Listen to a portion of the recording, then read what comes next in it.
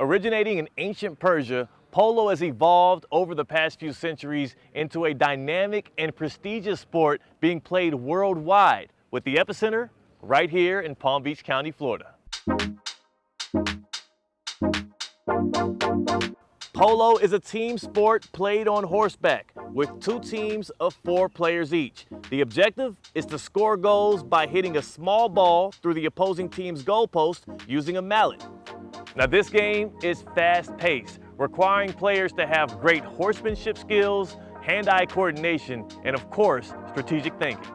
One of the most distinctive aspects of polo is the reliance on skilled horsemanship.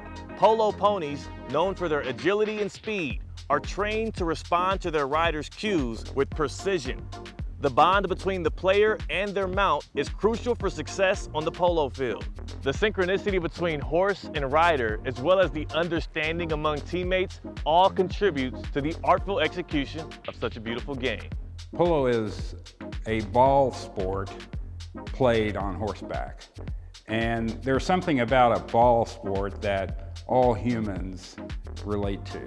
Soccer, basketball, football, hockey is sort of a ball sport. Moving a ball or an object around an arena or a field and trying to put it through a goal is very compelling in some fundamental way. And polo has the added attraction of having these wonderful horses that are our equine partners when we play. Players wield a mallet, typically made of bamboo or composite materials, to strike the ball. The technique involves a combination of swing precision and timing. Skilled players can execute powerful shots while maintaining control over the ball, showcasing the artistry of their mallet work. Polo has rules that are primarily based around safety, and the fundamental rule is right-of-way. In polo, everyone plays with the mallet in their right hand, and you have to meet left to left like you're driving on an English highway, so that you're hitting the ball on your right side and the person coming at you is hitting the ball on the right side. Of course, you can hit shots on all 4 corners of the horse, but that's the fundamental right-of-way rule. And if someone comes across your right-of-way without adequate space or at a speed that is so slow that your gap is closing on that person and there's danger, a foul is issued. Polo matches are not only about skill, but also strategy, as players must adapt to the dynamics of a game and their opponents. Polo is not just an individual sport, it requires seamless coordination among team members. Communication is key, as players work together to outmaneuver the opposing team.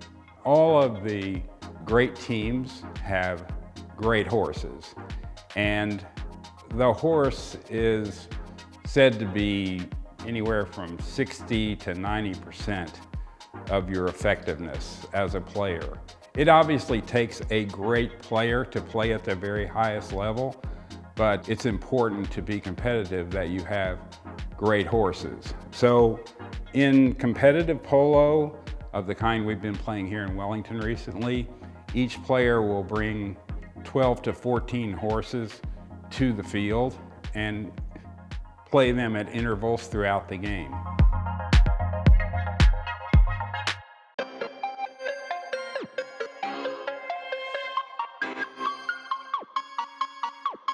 Polo is a complex sport with its own vast vocabulary.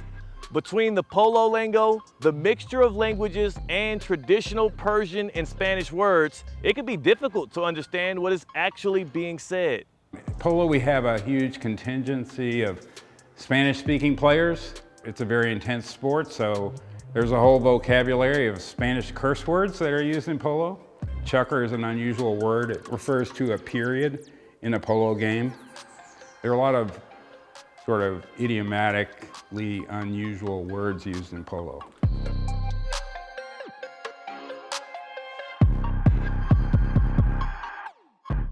A standard polo field is large, often the size of 9 football fields. The game consists of 4 to 8 chukkers, or periods, each lasting 7 minutes. During halftime of a match, spectators are invited to go onto the field and participate in a polo tradition called divot stumping, which has developed to not only help replace the mounds of earth that are torn up by the horse's hooves, but to afford spectators the opportunity to walk around and socialize. The tradition of divot stumping may seem weird to an onlooker, but in fact, it's one of the most important and longest standing traditions when it comes to the sport of kings. The practice engages the crowd and allows them to play an important part in the game that is so enjoyable to watch. Whether at halftime or between chukkers, guests are invited onto the pitch and are offered a glass of champagne. Beyond the game itself, polo has a rich cultural significance. Polo matches are social events that attract spectators and enthusiasts from various backgrounds.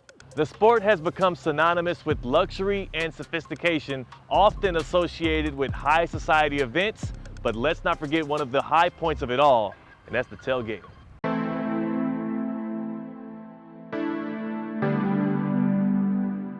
Whether on the field or in the social scene surrounding the game, polo remains a symbol of elegance and prestige, and the Palm Beaches is ground zero for the sport of polo.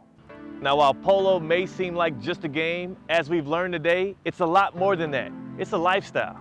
Polo, in our view, is the greatest of all sports. It's a sport that combines teamwork with equestrian ability, competitiveness, and the need to be strong through a long and challenging season.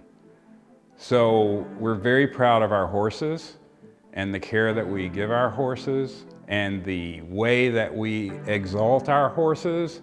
They're so important to our sport and so critical to its success and its appeal that we think they are, in fact, the most important thing in the game. Bring the family, kick off your shoes, and feel the soft grass beneath your toes. Pack a picnic or barbecue behind your car. Witness amazing athleticism of horse and rider.